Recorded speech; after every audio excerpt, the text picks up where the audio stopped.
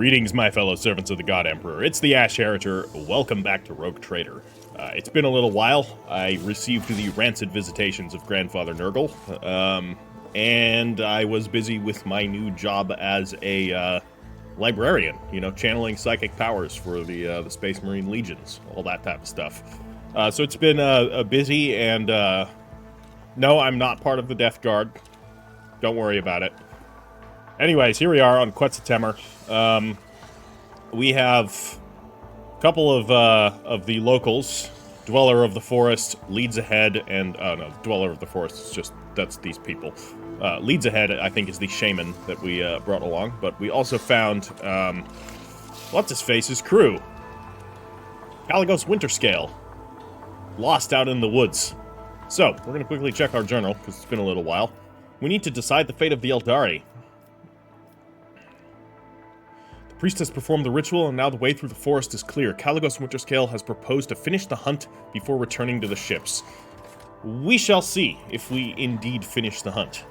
I reckon there's a good chance that I am going to go and become a traitor to mankind and shoot Calligos Winterscale in the head. Is there money to be made? But we'll see. Maybe it doesn't come to that. There he is right there. Let's talk to Speaks with Gods here. Speaks with Gods welcomes you, Starborn. His violet eyes are reverently trained on you. How can Speaks with Gods help you this time? Tell me about yourself, old man. Speaks with Gods is the name of this humbled servant of the forests, rivers, and mountains. For when the two-headed eagle god speaks, this servant listens and recounts the words to his tribe, and the tribe carries out his will. The old man closes his eyes, and his body sways to the rustling of the leaves and the babbling of the stream. The servant of dreams, nightmares, and reveries can see things that others cannot see. What has transpired and what is yet to be? Your appearance in the heart of the forest. The priest falters for a moment. The consequences it bears for Quetzaltemmer. What consequences of my coming to this world did you see in your visions? The Sky Herald stands at the crossroads. I see all of her choices, and see none of them. But this servant knows one thing clearly. The Starborn must go to the Dreamlands to destroy the one who should have been long dead. Suddenly, the old man throws back his head. His body shudders, and droplets of blood burst from between his clenched teeth. The sunset rays will paint the heart of this forest crimson in the darkness. Or if the darkness leaves it, then the two stars will part, then meet again. Crimson, crimson. The fading light can still be saved.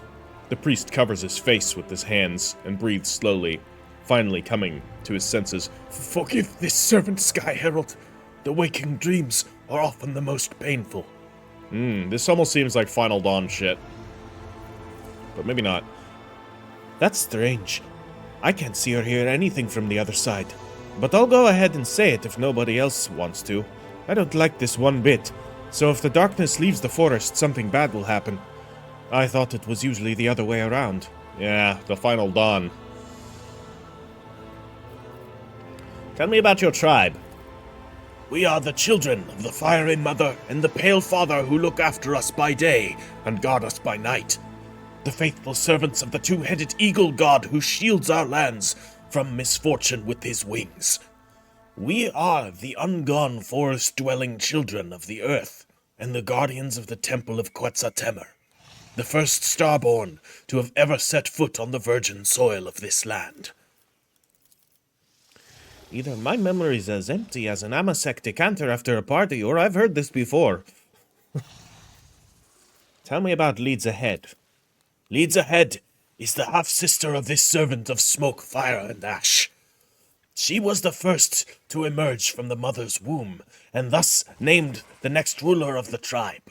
And this servant was the shield to fend off disasters from his ruler. Many years later, when the gift of the eagle god awakened inside this servant, Leads Ahead named her brother the priest of her tribe. Your way of speaking is strange, just like your sister's. The old man looks down, embarrassed. Forgive the servants of Quetzaltemar for their speech, O Starborn.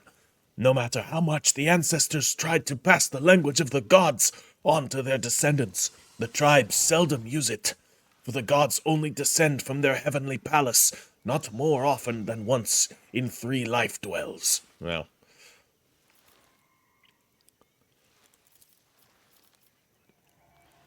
Did the ritual truly make the forest safe?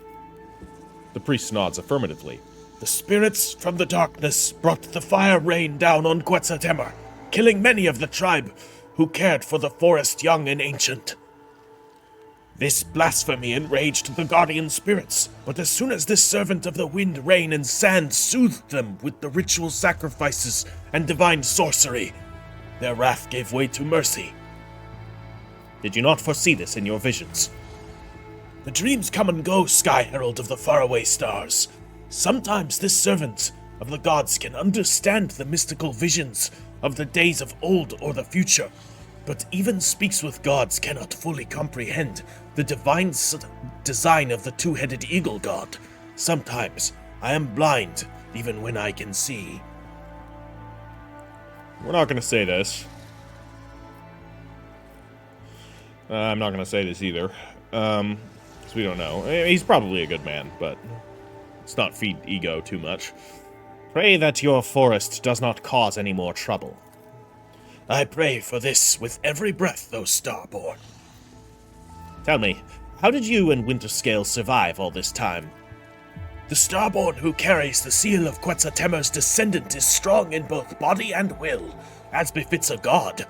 This servant, like the rest of his entourage, had grown weak on just the 7th night of our journey. But the Starborn continued to lead us fearlessly, pressing forward to seek out the spirits from the darkness even among the twisted paths, delivering the sky's judgment. The servant of the grass, flowers, and trees regrets only the imminent death of the Starborn's companion, the one you call the Seneschal. He quarreled with the ironclad guardian, and his words enraged the Starborn, and thus he slashed the unfortunate man's body up with his axe, and threw the remains to the wild animals of Quetzaltemar for them to feast upon. Yeah, that's weird. Hold on, didn't we just talk to his Seneschal? Like, before coming down? In orbit. Do you mean to say that Winterscale killed his Seneschal? This servant saw everything with his own 2 eyes. The old man pauses in hesitation, then continues. It is not proper, perhaps, for a mere speck of dirt under the heels of a sky herald of the 2-headed eagle god to muse upon the deed. However, this servant did sense with his entire being the rage that possessed the Starborn at that moment, and the ironclad guardian reveled in his god's wrath. The ironclad guardian. Is that the tech priest? Because the starboard is referring to Calligos. The tech priest has an axe too, right? Probably. Most of them do.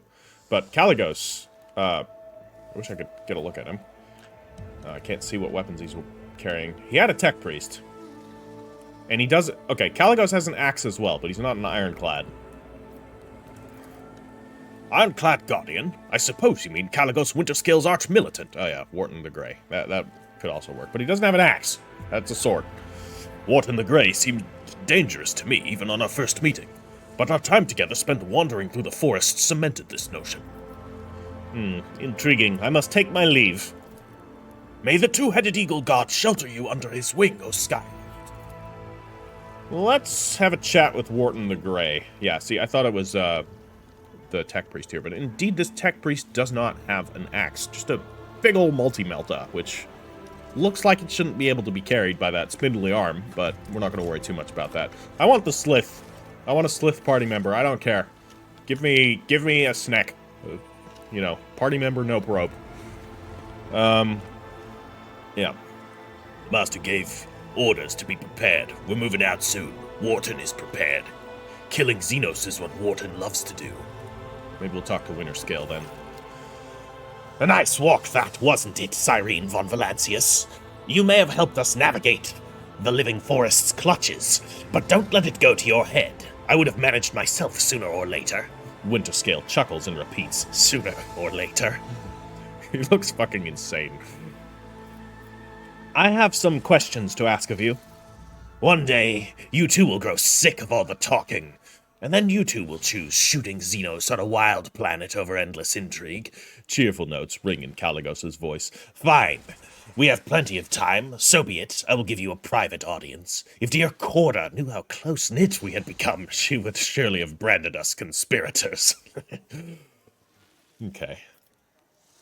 I'm not going to ask him to stop calling me New Blood. Cyrene does not care for that type of thing at all. Let's actually talk on that here. I hear you have decided to oppose both the Lord Inquisitor and the Corda dynasty. Avoid Kraken may eat them both for all I care. Winterscale makes a wry face and clenches his fists in anger. Acting as if their war on heresy in the Expanse is just starting. Ha! I've been living it for decades, and I don't need an inquisitorial preacher, and I certainly don't need Incendia's goodwill. We'll get to that in a minute. Let's discuss the Aeldari problem. You care about them that much, New Blood? Calligos bellows in disdain. Go ahead, then. Try to convince me that the vile Xenos scum deserve the mercy of Calligos Winterscale. But remember, you only get one chance to try. That's not going to work. Commerce 80. You could sell the Xenos to me. Yeah, that might work. I mean, we have a 100% chance of success. It's just, I don't know if a 100% chance of success is actually going to convince it. We might make a convincing argument, but he might still just be like, no, this doesn't appeal to me. So we may have to use the right thing. That could work. What's this? Is this just like insulting him? That's probably not going to matter. I think we go with the persuasion. Or we buy them. And then I just release them. The thing is, I don't think he cares about money so much. And he also could just ask something completely outrageous here. The debt, I mean, he could ask something completely outrageous here. But with that, we can always be like, we can always just betray him. Which is not the honorable thing to do, but screw honor. Yeah, we're gonna go with this. If you were to agree, you would have a rogue trader and the head of a powerful dynasty in your debt. Frankly, your desperation excites me, Cyrene. It even makes me want to know whether you are driven by foolishness or treachery and cool calculation. Winterscale looks at you appraisingly, scratching his chin. Well, I'm quite curious to see how large a dagger you might stab me with. I shall think on your offer, but that is the only promise you will get from me. All right. Good enough. I'll take it. Tell me about Quetzaltemur. Your inquiries are curious, to be sure. Quetzaltemur is a planet with a rather dreary backstory. A long time ago, it supplied my great-grandfather with tons of succulent fruits and thousands of cargo containers filled with a special building fiber processed from the local forests. The population all lived in large cities, a safe distance away from the tangled paths and trees. And then this quiet life was dashed by Xenos raids. They burned down the cities and shackled our people faster than our ships could help. In the end, the local governor ran away, leaving the remaining people at the beast's mercy. And the people, in turn, fled the big cities that attracted the Xenos. And that is how the forests that the rabble feared became their civilization, or their salvation.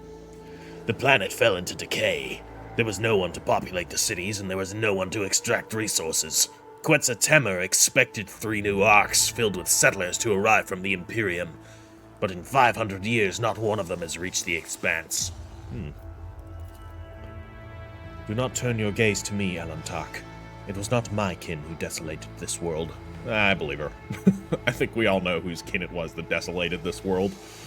Where's Marzipan at? I want to have a word with him.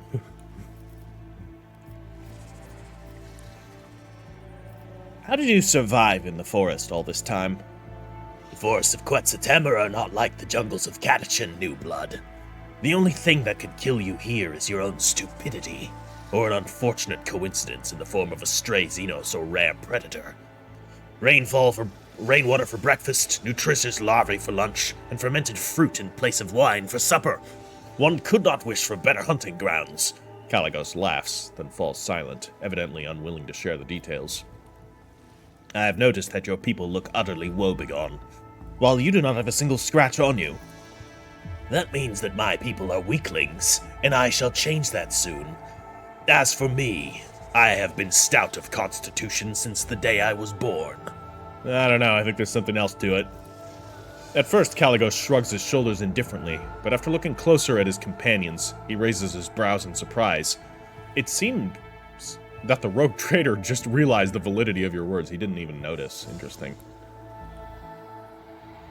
I saw the corpse of your seneschal at the forest camp. So this was not the guy, okay, yeah, this is not the one we talked to. The old man was a weakling, and that's why he's dead. That's what happens when you can no longer fulfill your duty to your master. Wharton grins in contempt, his entire being expressing his disdain for the seneschal. Calligos carries himself with an air of indifference, but the sudden furrows on his forehead betrays regret. Many fine warriors have perished on this hunt. Raise a toast to their name when you can. Alright. Okay, not what I expected from him. Maybe he can be saved. Maybe we don't need to put him down like a rabid dog. It's time to go seeking the Aeldari. It's about time indeed, Cyrene. Calligos gives you a friendly pat on the shoulder and summons his retinue with a gesture. It may take a while to find their trail, but Wharton here has a keen eye, and his sense of smell can rival any dog, or any old dog. We will do just fine, especially with the forest being on our side now. Let's go, and try not to fall behind. Alright, off we go. See what we can get. Hopefully we can resolve this peacefully, or if it does turn to violence, I can rid myself of a potential competitor. Though I get the sense the Aeldari are not going to be in a mood to chat. They've been that way for quite a bit. Every time we've wanted to peacefully resolve things with them, they've shot first. Just like Han. Just like Alderaan. Okay, let's go. Keep your wits about you. Well, we can do a 5% demolition chance there. That doesn't seem like the best option. Can't go into this? No. We have, okay, Idira has a crippled leg. I'm not overly concerned with that, because she don't need those. She's a Psyker. Okay, so 5% demolition is really not a good chance. We have only 5 melta charges. I could have sworn we had more than 5 melta charges. We've been building up melta charges for the entire game. And you mean to tell me I only have 5? Wow, I only have 5. Okay. I don't know if that's gonna happen. I kind of want to get in there, though, but for that to work, I need somebody who has demolition. I didn't bring anybody with demolition, so I guess that's most unfortunate. We can try it, 5% chance of success. Damn it! I mean, just bad luck. Oh, okay, so it happens, it just... Okay, on a fail, you still do it. I'm glad I tried it. You just get injured in the process. That's fair. I mean, it is a melta charge. It's probably going to blow the old crappy ruin down. Yeah, so we'll use, we'll have, What is it? Fix up Jai. You better hone your skills. I owe you a debt. Jai also has a open consumable slot we should plug something into. We could throw in a gladiator's healing kit. Give her a bit of healing potential. Does everybody have full or almost full kits? I think we're looking good. Let's go in there. Glad that worked. So then we can at least get this item, whatever it is. Resonance grenades. Deals 2 times the deflection, or the target's deflection plus the target's armor divided by 2 direct damage. That is cool. And 2 melta charges. That's nice. I always have a backup plan. I don't think that's going to do all that much damage, but it is direct damage, so it's like it's not getting reduced by anything. We should probably talk to Calligos. We cannot. Okay, so we have to do all the work. Makes sense. We're the protagonists, after all. Okay, what do we got here? Oh, hello. Those are some Eldar. Earliet, you want to smooth things over? Okay, guys, don't shoot. A stately Aeldari warrior steps forward, calmly looking at the intruders. His armor and its adornments gleam in the sun, despite traces of dried mud and caked-on blood. The Farseers instructed me to send you away, monkey. The smooth voice of the Xenos sounds out of place in the rough wilderness of Quetzaltemer. However, I recently stopped meekly heeding their counsel, and besides, my sister is among you. I am curious to hear the outcast's tidings. Ah, finally! One that wants to fucking... Hold on. Wait. One fucking... Nocturne? Is that fucking Nocturne?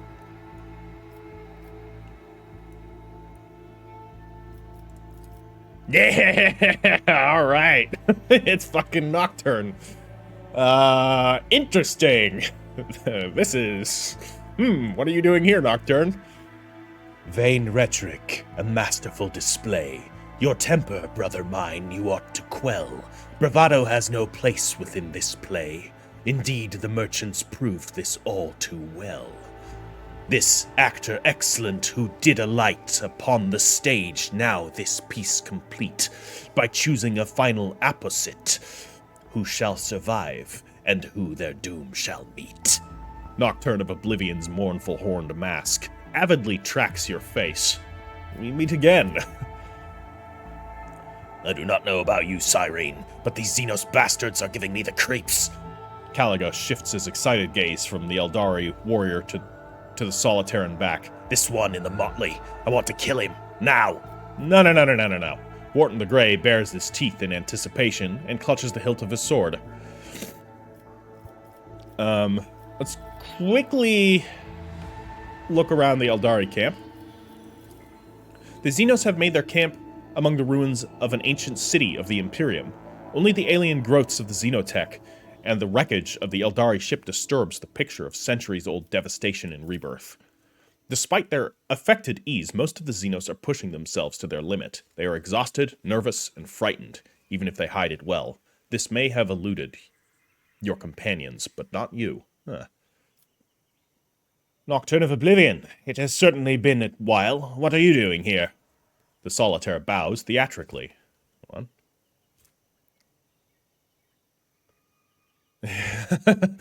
He likes us. We played along. We played along with him, and he appreciated that. Let's continue playing along.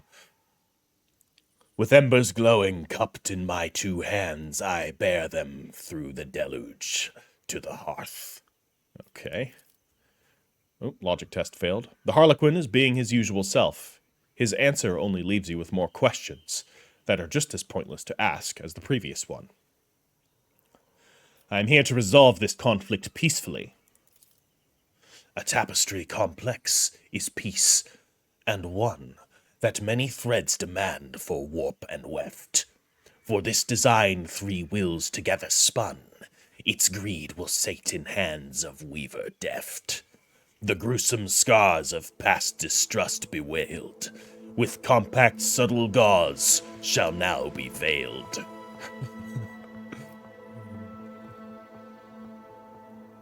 I have to imagine whoever was writing his lines was having a great time.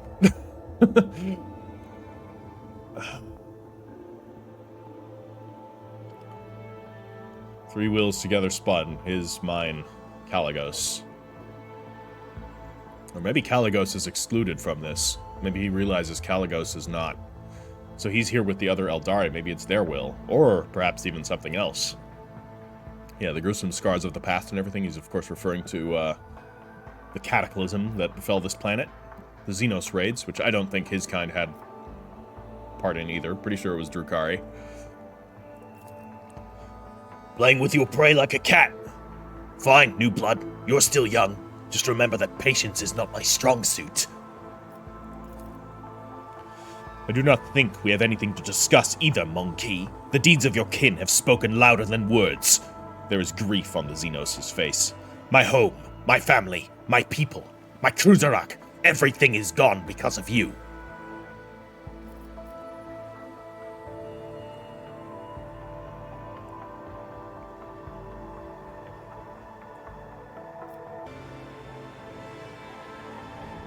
Alright, so I just did this encounter. maybe a bit random, out of the blue, because for you guys, I have cut it from the episode. So what I clicked in here was, what if I were to say it was my predecessor who was to blame for Krudarok's demise? Now, this is, in hindsight, knowing what I know from what the encounter is, this is meant as a taunt. However, to me, this did not read as a taunt at all.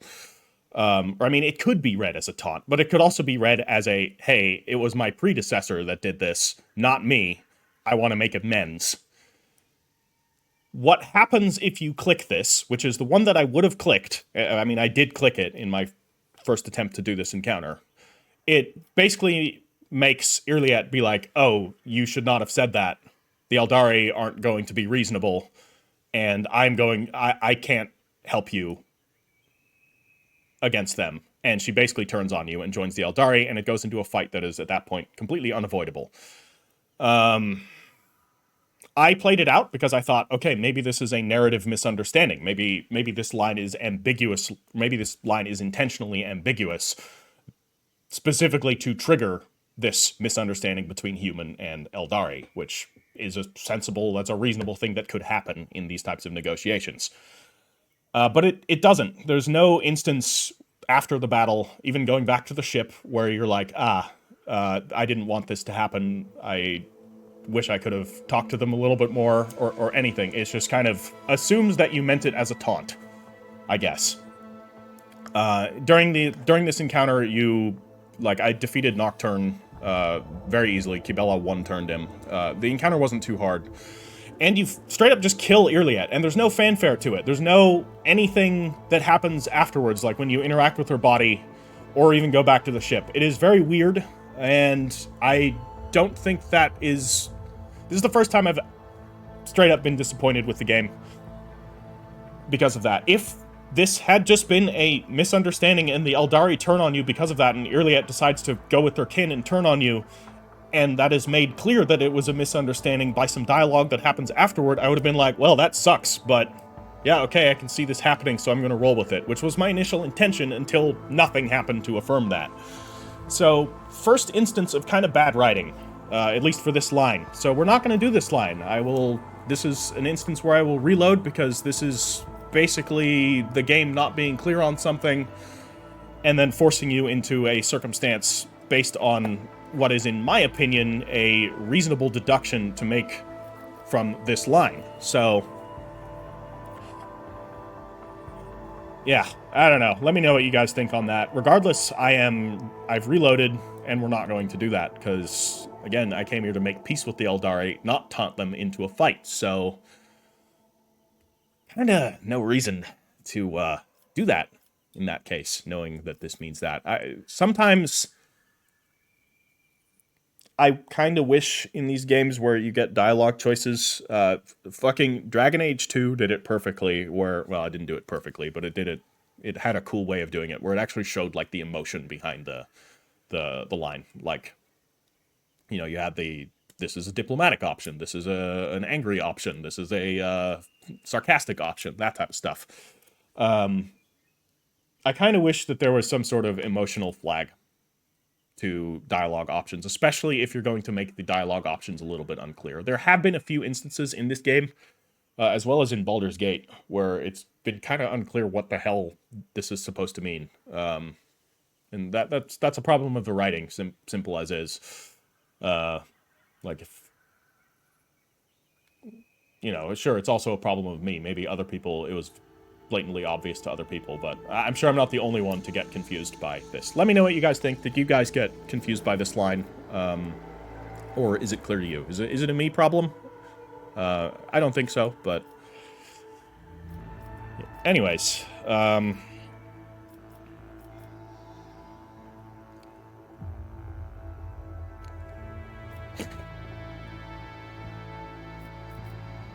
yeah, so the homunculus was the one that was hunting down the survivors of Krudarok. What are you talking about? I killed the homunculus in Komorra with my own hands. And you believed you could dispose of him so easily? The minds of Monkey are dull and undiscerning indeed. The Aeldari throws up his hands in irritation. That was one of Taravantius's many bodies. Bodies which he is capable of growing from a scrap of his own flesh. Yeah. But his immortality has a limit. Resurrection requires reagents, equipment, energy. The Flesh Master had those in abundance in Camorra, but now he is on the run and vulnerable. And while the homunculus has not yet returned to full strength, there is a chance to destroy him forever. Okay. So he's here. He's the reason why the world is responding that way. Your ships are destroyed, Kruderak is lost, and so are the Farseers. You sacrificed everything to attack this world. Why? We did not attack this world, Monkey. The last of Kruderak's children assembled once more to scour the Master of Flesh Teravantius from the memory of the universe, the homunculus who abducted and tortured the Farseers from our craft world. We learned that he is hiding on this world, but something prevents our Farseers from discovering his lair, and so we were forced to act decisively. Act decisively, you ashmags. You call mowing down 2/3 of the world's population acting decisively. Jai sticks out her augmented hand, and the mechanical joints squeal piteously under the weight of her indecent gestures. Okay, hold on. You wiped out 2/3 of the planet's population? I thought this cataclysm that took out the planet happened way before. Or maybe she means like 2/3 of the remaining forest people. That's possible.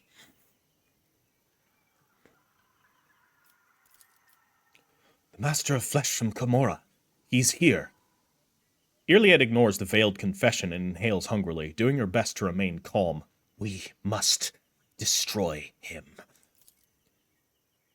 That is what we are here for, outcast. Stretch out your hand, grasp the spear of vengeance together with us, and plunge it into the dark heart of the Architect of Torment. You call purging an entire world a decisive action. I am going to call them out on this.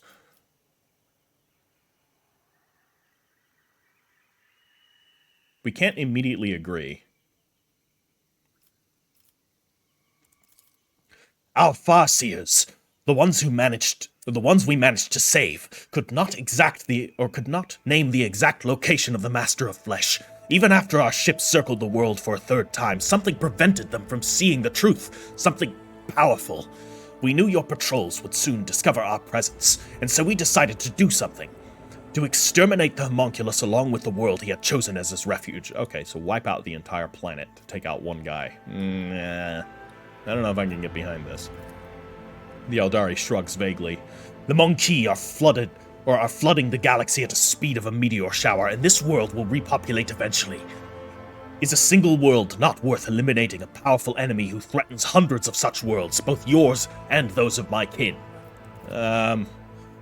What do the Xenos and the fanatical zealots of the Imperium have in common? The answer is simple. Both are willing to sacrifice billions of their subjects.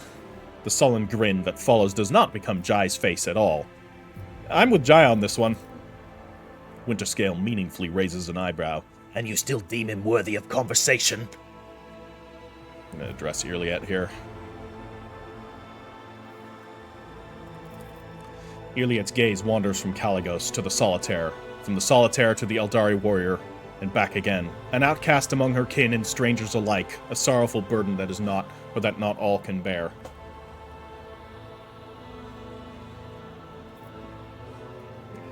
Do you still think your kin are worth saving? I've never doubted it, Elantak. To you, the deeds of my kin may appear cruel or even criminal, but spending enough time among the Monkey granted me clarity of vision.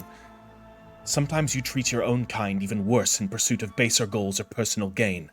Iliad proudly squares her shoulders. Yes, some of us. But you're going to lump us all together? The homunculus is a threat to both our species, Elantak. You know well what his dark heart and perverted mind are capable of. Teravantius must be destroyed, and my kin have taken on the role of the vengeful blade.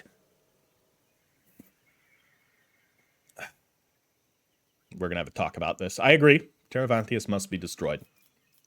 So address the Aeldari. The warrior stands motionless, only occasionally casting a worried glance at the Solitaire.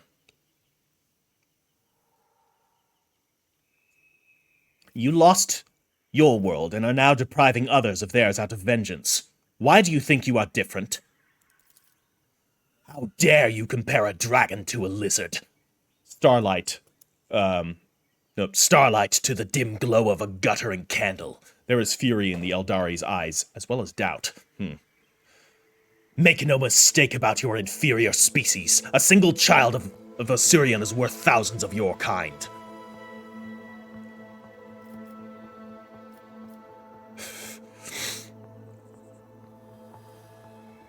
Ah, man. I feel like there should be a response here.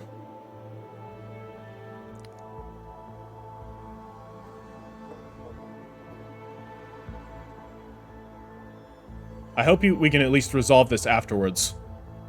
Because I kind of want to... I'm very sorry, Irliet, but I kind of want to fucking kill these bastards. I wanted peace with the Aeldari, but this is just stupid. Like they claim themselves to be. All they're doing is orchestrating their own doom. Where is the homunculus? I will not say a word until you let my kin depart from this world. The warrior squares his shoulders, but whether out of fatigue or to make his words more impactful, it's hard to say.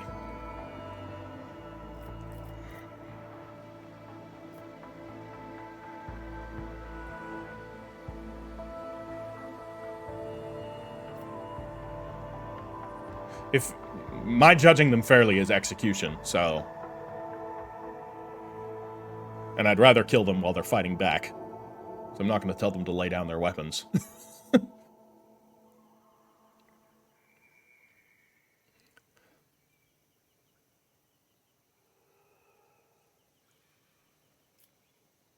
Let's quickly observe the camp. A tense silence pervades the ruins. The stillness is disturbed only by the wind rustling through the centuries-old canopy.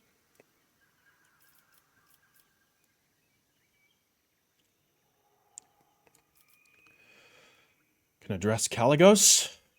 There's no trace of the bored Calligos from a few moments ago. The rogue trader is now closely studying the potential battlefield, his enemies, and the heads he intends to claim as trophies.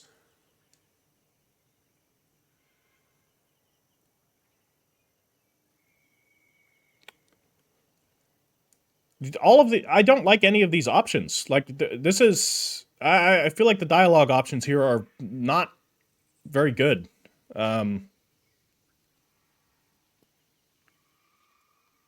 Also, Irliet's lines here, like, with everything that we've talked about, she has come to understand us quite a bit more.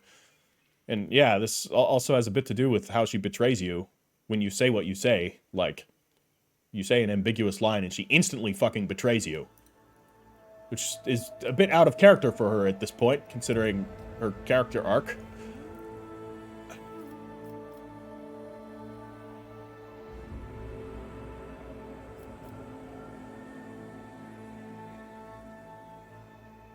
And neither of these things, Calligos, you cannot kill the Aeldari. I kind of want to kill these Aeldari.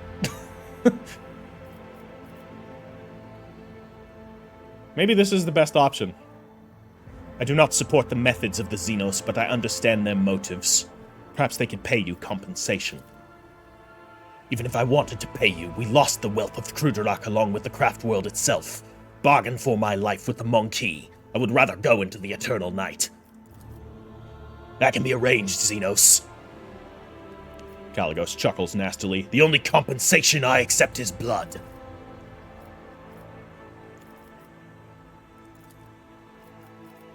I presume there is no avoiding the confrontation.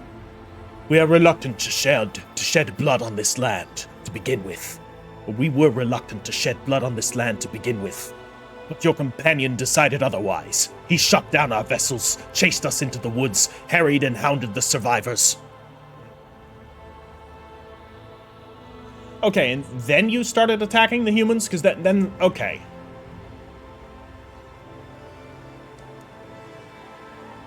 Maybe you should have opened with that. If that's your decisive... If you took your decisive action after he shot you down already. Or were you already purging...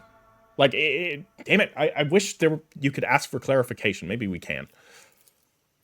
And I will finish what I started.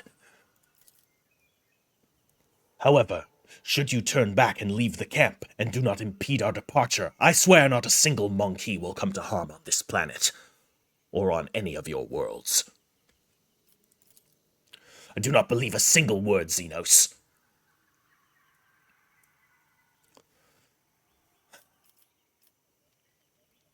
I wish you could ask for clarification of who shot first.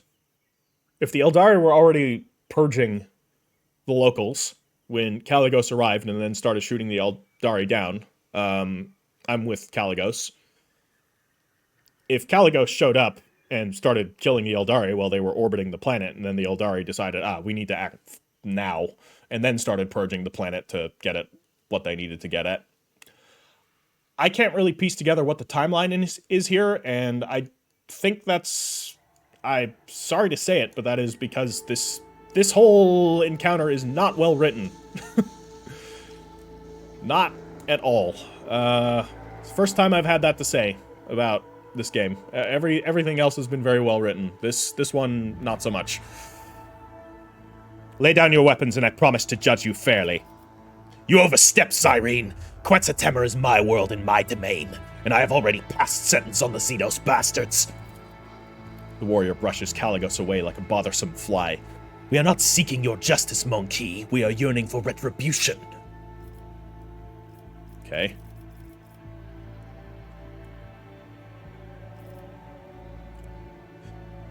And then we have to attack one or the other. There's no further diplomacy to be had.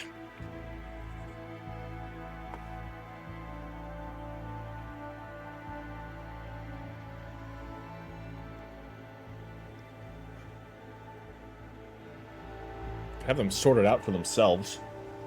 That's probably going to make Iliad leave.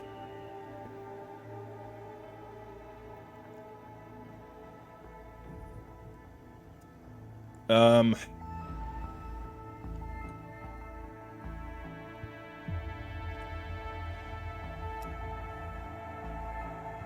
should get rid of everyone. It's not going to make a three-way battle. Honestly, I'm leaning towards the upper option here, but again, I don't really know how this is going to play out.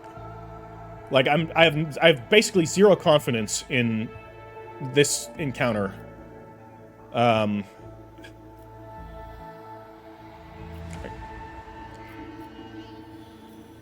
I think I can strike a deal with the Xenos. With you, not so much, because I think I can very much strike a deal with Calligos this line, and I don't want to just take him out if I don't have to. I don't want to be the one to launch the attack here. And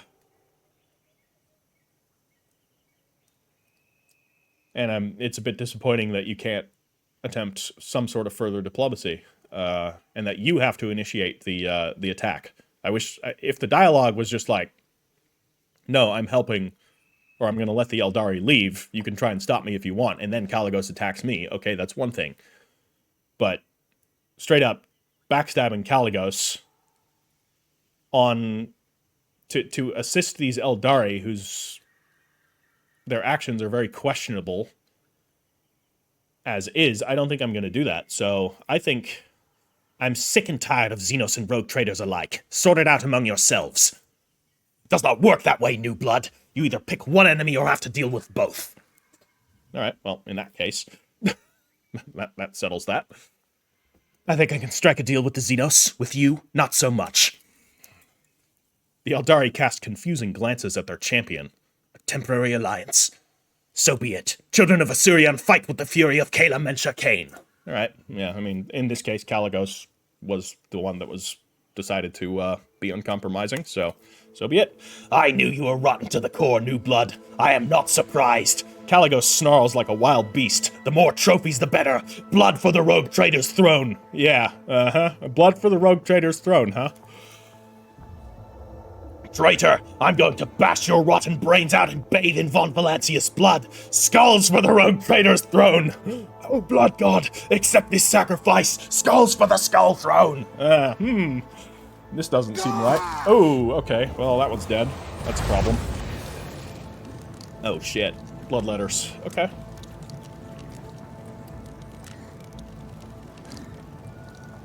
Okay.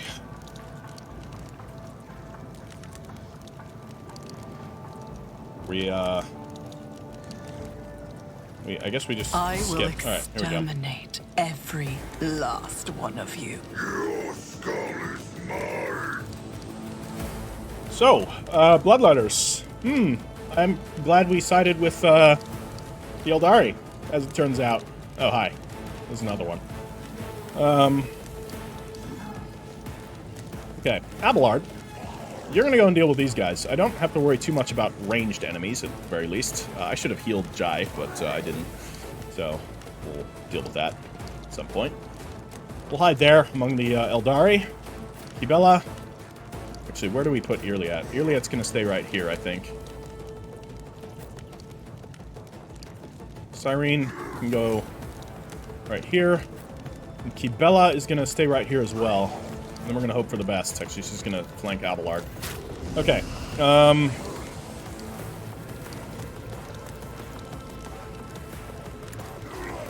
Okay, at least the end of the encounter had a satisfying thing, but all of the lead up to this was confusing and... Who, if not me?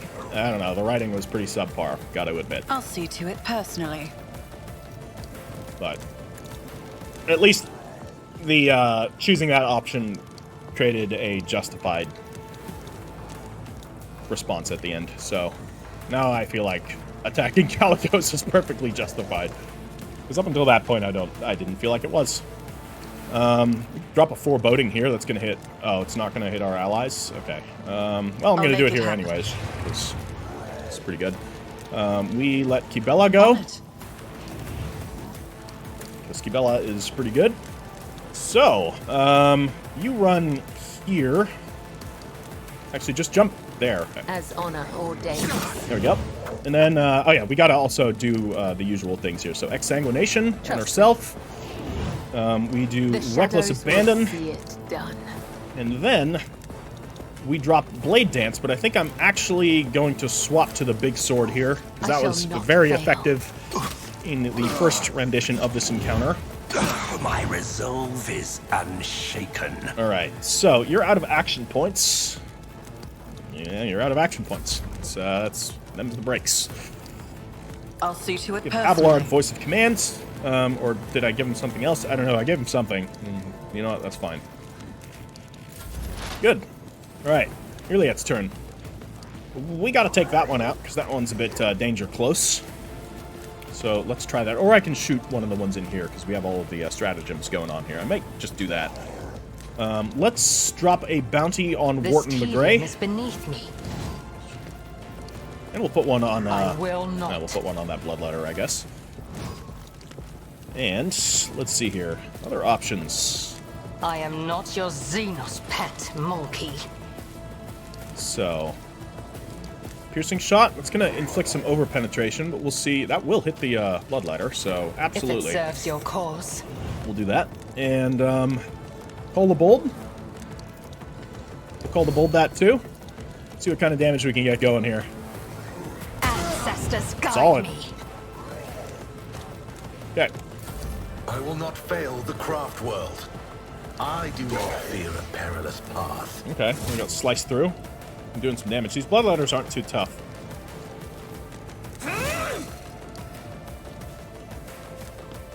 And we got all the Aeldari. I think this is a much easier version of the encounter. Alright, Kibella's actual turn now. Well, this is going to be exciting. As honor or let your soul be Your purged. efforts amuse me. Okay. And then we do where it hurts. Trust me. And then I think we take out Wharton the Grey. Tenants demand. Damn. So much damage. So this only allows her to use death from above.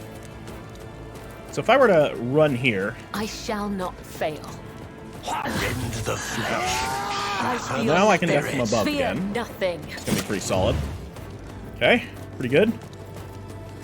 And then we can do a pain resonance. The shadows will see it done. And... yeah. And yes, that's going to be it. Kibella is fucking scary. So, Idira's turn.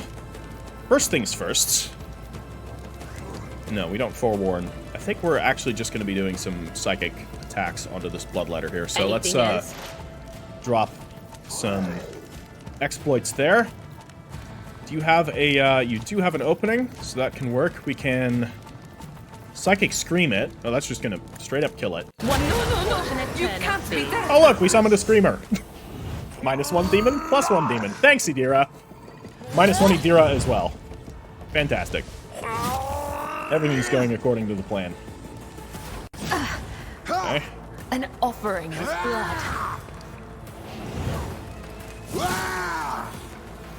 I feel nothing. Fear nothing.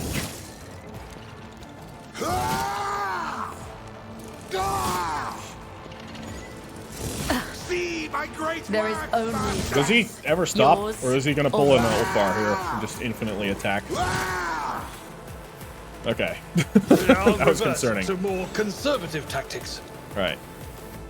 You are my next offering. Oh, here he goes again. Alright. Well, Nocturne's on our side. That's nice. You better do some serious work. I'll admit, I'm impressed. The enigma, the riddle unsolved. One turn to Screamer. Not bad. He's almost dead. These Aeldari are pretty good. Alright, Jai. Honestly, I'm gonna send her into the front here. I know what I'm doing, usually. So, we definitely have some damaged people here, so let's I know fix up Abelard here. Amasek would be better. The healing is much Tell me, appreciated. and it is done. Am I We've got getting ourselves a paid for momentum. this? Alright. We'll drop an inspiration on You've Abelard got as a well. problem, I've got And then a we're gonna give prize. Abelard a turn. I can do that with the right Alright. incentive. Sworn At enemy your on beck and Calligos call. Winterscale. I don't think Abelard likes Calligos Winterscale, so this is lore friendly. We are also going to drop a brace for impact now, and then we're gonna chop him. That's not gonna do much damage. Why is Abelard not good at hitting things? It will be done. It might just be a weapon skill versus weapon skill thing, and Calligos is really good. That's certainly possible. I will drop I will the do my Vanguard defensive stance right now, and I'm not going to use his ultimate because he honestly I hold all doesn't the do half as cards. much damage as Kibella, so we're going to let Kibella do her thing instead. As honor ordains. The Blessed One won't fall. Alright, not bad. Trust And me. again, I think we can take him out. As the tenant killing Goodbye. brings me no pleasure. Almost killed Aim for him. the heart next time. Well, As honor Get rid of him. ordains. he's buried, huh? Offering of blood. He's countering attack every single attack. Alright, The let's... shadows. Oh, will he's see only it 4% done. chance of hitting him. Alright, maybe I need to rethink my strategy here. Let's dance Macabre over here then. I shall not fail. We can get some work done on this bloodletter. And We'll die. forge Okay. our way to victory. That's also a thing that can I'll happen, I make guess. it happen. Most unfortunate. Thankfully, we have prophetic intervention. And thankfully, we have the I'll see Inquisitor's to it signet, so personally. we'll drop that. And I think... Do we want to battle trance? No, we do not want to battle trance. I think we're good. Actually drop the I'll back make it line here, happen. because the front line's done, so... Then we'll even put the rear right here for It's as Iliad. good as done. Okay. Jai, anything else to be done? I don't think so. I think that's your turn. I could throw a grenade at him. That might just kill him, actually. Let's first do Don't get this. too cocky. Then I'll grenade him. I can do that with the right. Never fight fair. Well, clutch. Okay, Abelard. Why don't you go deal with that bloodletter? Victory is imminent. If you would. Every hair, sure Well, you hair. certainly aren't doing terribly there. So, sworn enemy.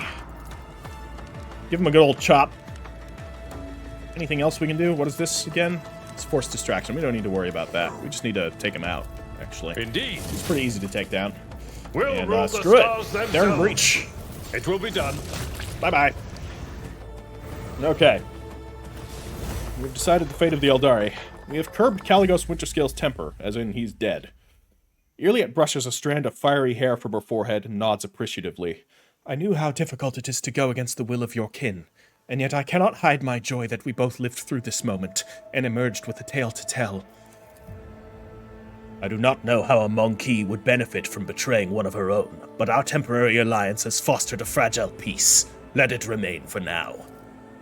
However, I dare not complain. For my kin, the hour of triumph has arrived at last. Once the Master of Flesh is no more, we can go to the edge of this stellar expanse, away from the gaze of Monkey, and peacefully await the arrival of our kin from distant stars. Yeah, sounds like a good plan. What are you talking about, Chiron Kai? Iliad stares intently into the eyes of the Aeldari warrior, but his gaze remains steady and calm. What kin from distant stars? Outcast Iliad, I have some good news for you. Our Farseers have managed to contact the children of Craftworld Alaiatok, and soon your fellow outcasts will visit this part of the galaxy that the Monkey call the Expanse. They will take us away, give us a new home, and... Chiron Kai pauses, his gaze on you, wondering if he should continue. Is that what an adherent of the Path of the Warrior wishes to tell me? Were these words meant to comfort my heart? Iliad's words ring with contempt and desperation. O Assyrian, your children once again seek to appease their pride by sending their kin to monkey worlds, there to find nothing but blood and death. Farseer's mistakes doomed Kruderak, Chiron Kai, and their excessive cruelty and thirst for vengeance almost doomed those of us who managed to survive against all odds in the voids between foreign stars. You know it just as well as I do, but you continue to do their bidding.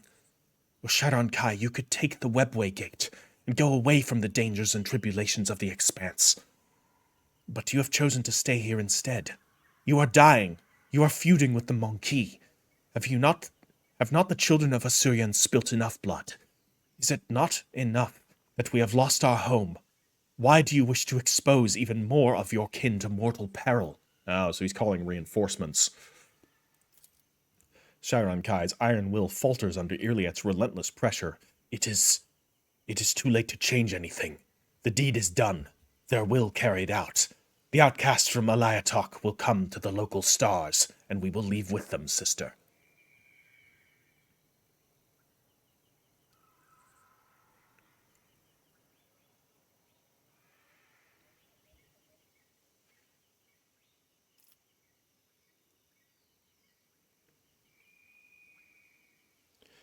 Iliad, your kin's plan is insane.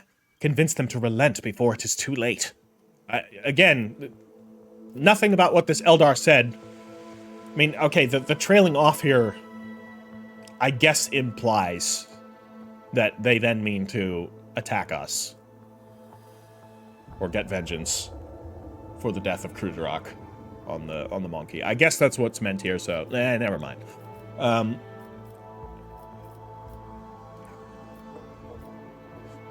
Yeah, we're gonna go with this. It will take the warriors of Alaiatok many years to discover the Webway Gate capable of bringing their strike force to the Expanse. Perhaps you will be too old by then, and only on your deathbed will you hear the news. The children of Assyrian have come to exact their vengeance. For some reason, your words bring a faint smile to Iliad's lips. Worry not, Elentak. It is my turn to rescue you and your people. Rescue me. How?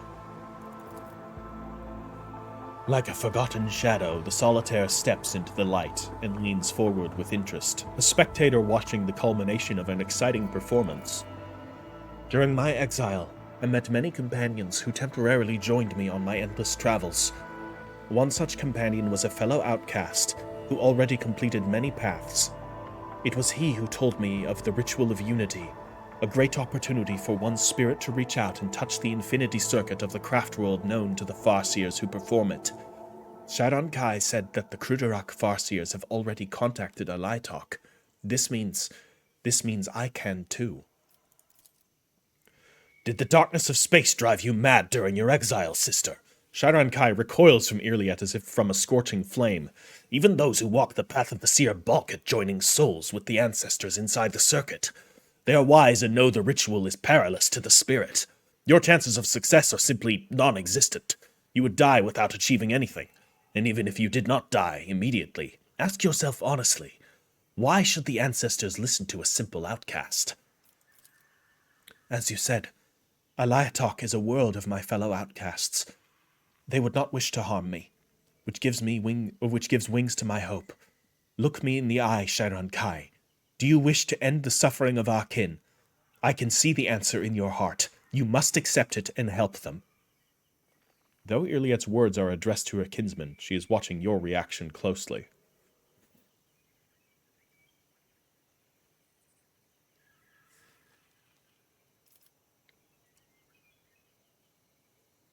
The Expanse has been through hard times of late. We do not need trouble with the Aeldari, now or in the future.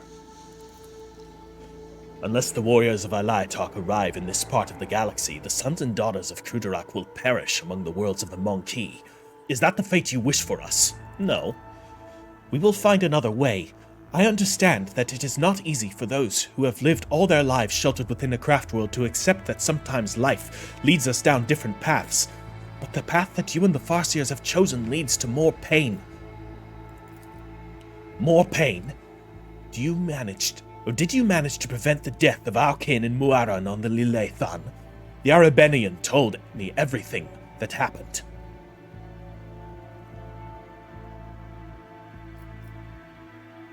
This is your life and your people, Iliet. I will stay by your side no matter what path you choose. I do appreciate it, Elantak. Iliet nods and underscores her words with the familiar gesture of gratitude. I've done all I can, Chiron Kai. You know what you must do. The solitaire does not intervene, but shifts his gaze to Chiron Kai as if expecting to hear the last line of a play before the curtain falls. May Asurion forgive his children. Chiron Kai sighs and gestures to a few of his warriors. Fetch the Farseers. Tell them the outcast wishes to perform the ritual. We will wait for them here. Okay. At least that worked, as planned. Cyrene von Valancius. No, Cyrene! Iliet is on her knees, clinging to the spirit stone like a lifeline with both her hands. Her eyes are dim, her breath is uneven, and her body is trembling. The rite has definitely gone awry.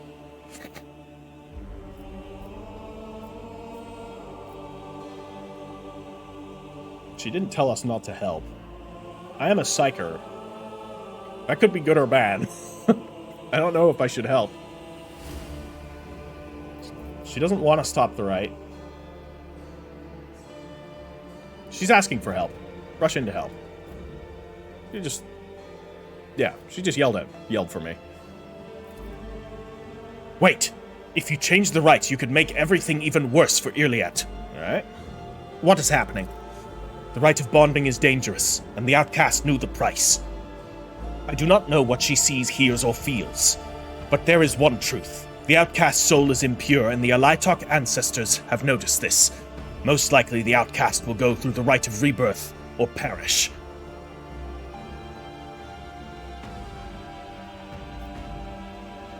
Do we listen to the Farseers? They know their right better than I do, to be sure. But they've also been wrong about a whole lot of things as of late. Fuck, this is a difficult decision. I'm glad the writing is, like, okay, it's better now. Just bad at the start of this encounter. Now it's... At the very least, I know what the stakes are on either case here, and it could go either way with either option.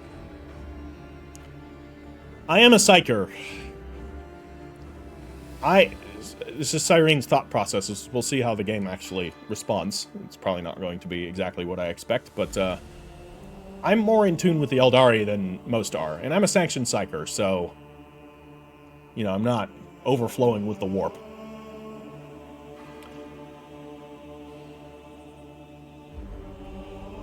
Get out of my way. If you won't help her, then I will do so myself. Alright, so we're entering Iliet's mind.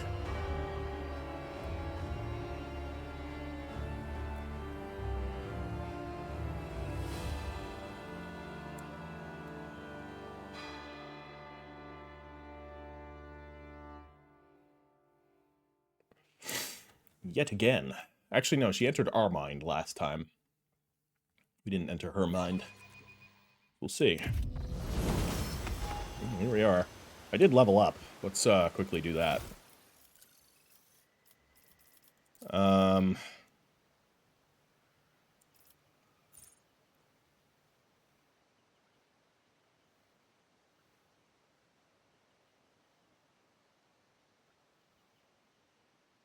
Oh, wow. Strategic perfection's pretty good.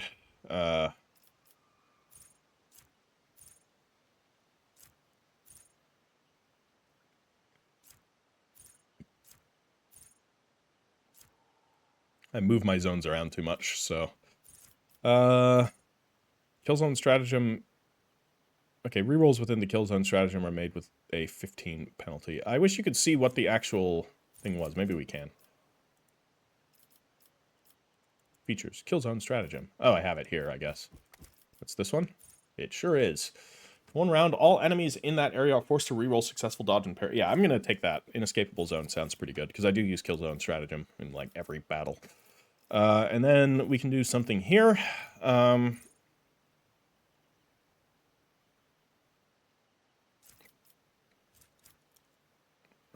some other Psyker stuff, maybe. Is there any baseline talent that I want? I could get more willpower. It's not necessarily a bad thing. Or we can take another base skill to get some bonuses there. But it's not a huge bonus.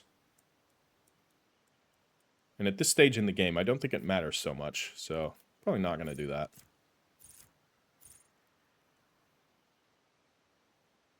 Nope, we don't want that.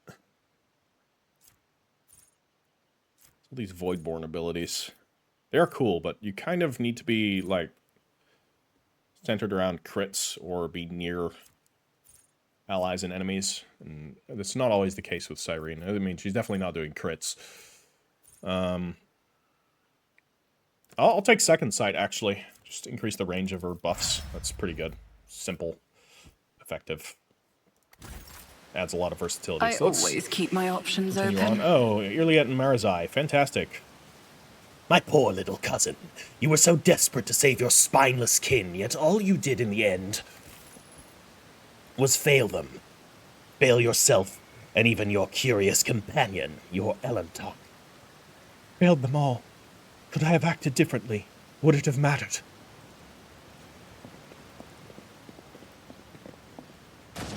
Relax and enjoy the process, cousin. Pain and suffering. For fuck's sake, these go so fast.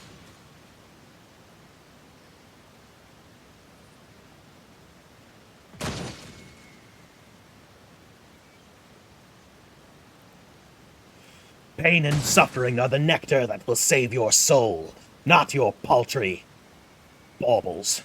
The memory of a loss is always stronger than the memory of a gain. Especially when you lose something as significant as a home, or an entire world. I stumbled. I almost lost myself. I do not want to bring pain any longer, to myself or to others. I paid the price in full. I have lost myself and even my meditation. Neither my soul nor my body may know rest now. That's not good. Always keep your eye on the prize.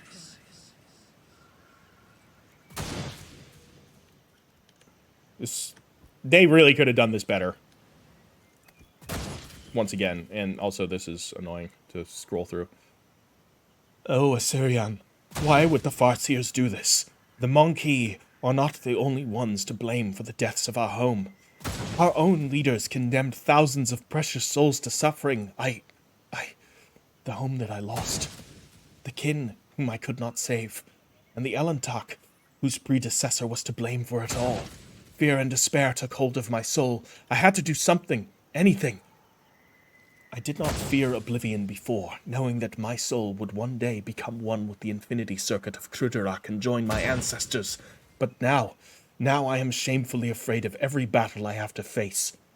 I knew the Monkey would not have believed me if I had told them about the treachery of their loyal watcher of outsiders.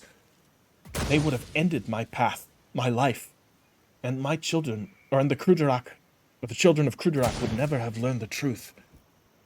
But would the Elentok have believed me? Yeah, well, you could have tried. I always have a backup plan. Well, here we are. Some sort of orb.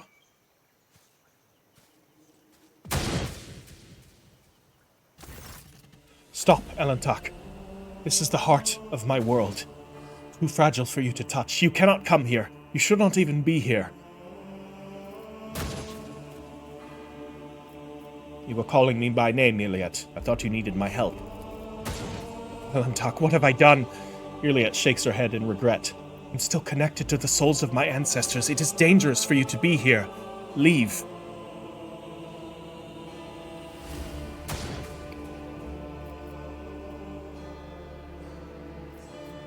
But I do not know how to get out of here. I do not even know how I got here. Iliad anxiously looks around, and shadows of doubt start to weave their way into the corners of her beautiful world. Do not worry, Cyrene. I will protect you, whatever happens.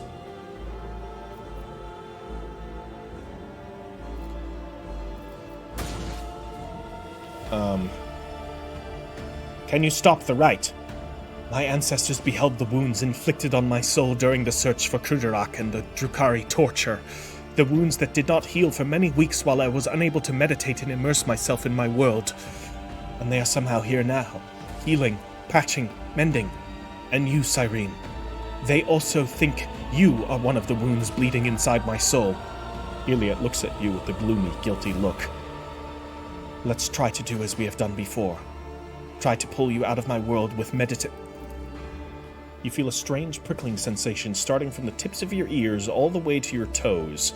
A wave of warmth and calm rushes over you, giant and inescapable, and with it, the sense of someone watching you, as if thousands of eyes are trained upon you at the same time. You do not belong here, and you should not be here. Kaimorag, they are already here. Run away now, Cyrene!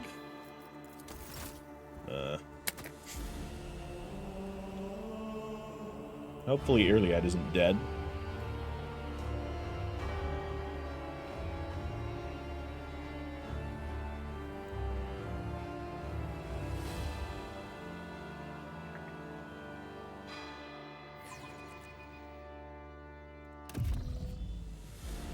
The foreign world spits you out like waste. Your head is spinning.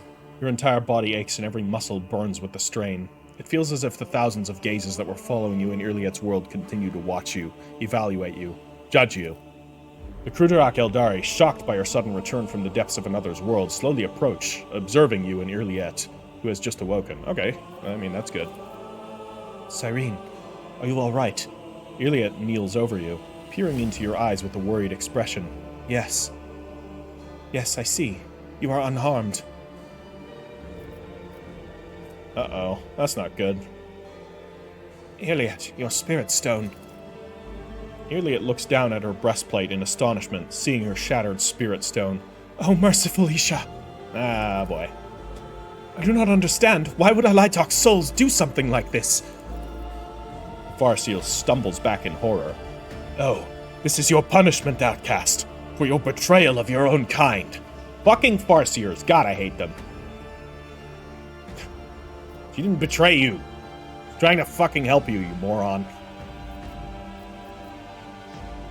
I don't think they can fix it. How did this happen? It seems that you became part of the rite when you drew too close. That is why I did not sense you straight away and why you could not leave. With a trembling hand, Iliad strokes the spirit stone shards, then jerks her hand away with a cry, staring at a cut on her finger. You became imprisoned in my world, Cyrene. And when the souls of my ancestors targeted you to rid my world of everything that did not belong there, You saved me, shielded me with your soul.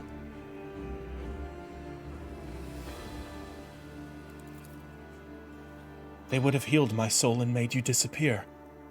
But I did not want that. I will decide for myself when to walk side by side with you, and when our ways will part, the freedom to choose, even if the choice is dangerous and wrong.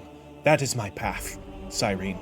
That is what I live and fight for. Ah. I told you that everything comes with a price, outcast. You have shielded Monkey from danger with your soul. Oh. Okay.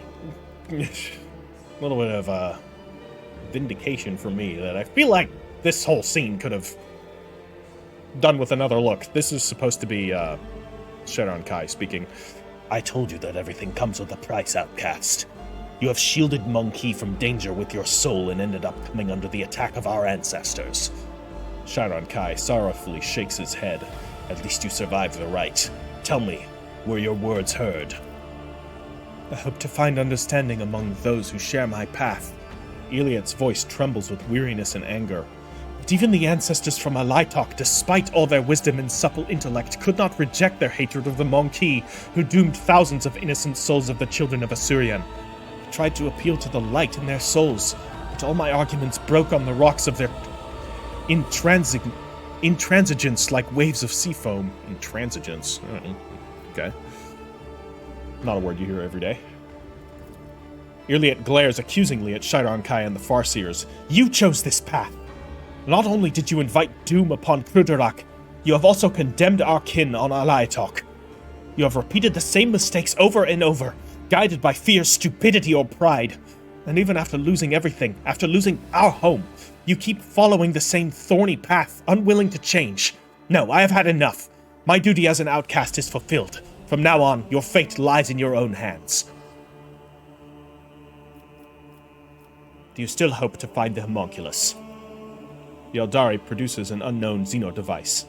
The Farseers could not divine where the Master of Flesh makes his lair, for an unknown force is hiding him from the penetrating gaze of the Wise Ones. The children of Assyrian have never encountered anything like this before, having circled the world several times and... I don't think this is Iliad talking. I think this is the Farseer talking.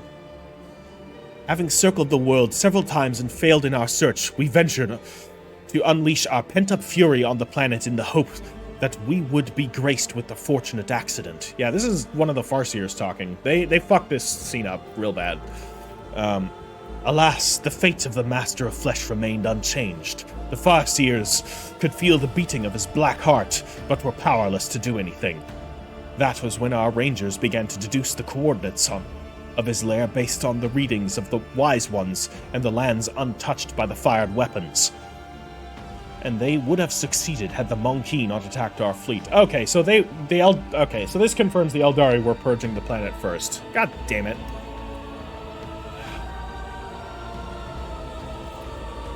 The Aeldari device thrums, and a holographic projection of the world with several marked coordinates appears in his palm. I will share the information I have gathered, for I hope that even a Master of Flesh will not be able to elude two pursuers at once. Chiron Kai signals his warriors, and they start to gather. Our ways part here, outcast. Avoiding Iliad as best they can, the Aeldari scatter across the meadow and disappear into the shadows of the forest. She watches them leave, her fists clenched so hard that her knuckles have turned white. So ended the path of the outcast. Can we find a new spirit stone for her? Is that a thing that we can do? No. We're not saying that.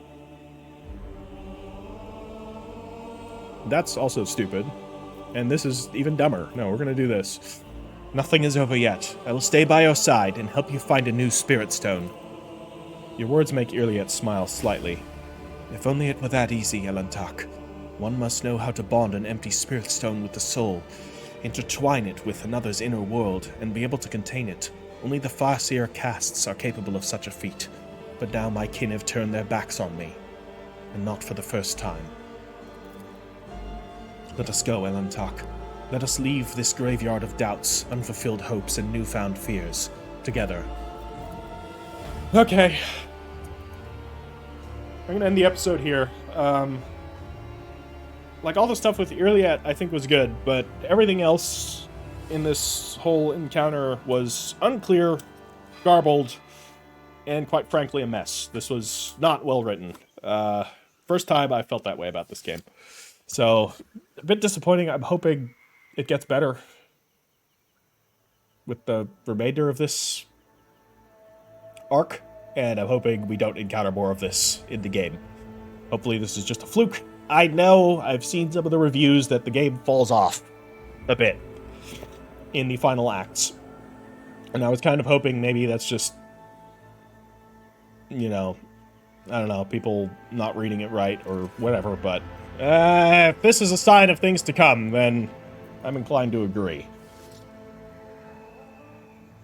we'll see. Either way, like, you know, I'm still enjoying the game and the combat. It's just, yeah, this encounter was a fucking mess. All right, drop this video a like if you've enjoyed it. We'll continue on in the next one. Don't know when that is. Hopefully not too long from now. I'll do the looting and everything in the next episode, because this one's long enough. All right, everybody. The Emperor protects. I'll catch you in the next one. Ash Heritor out.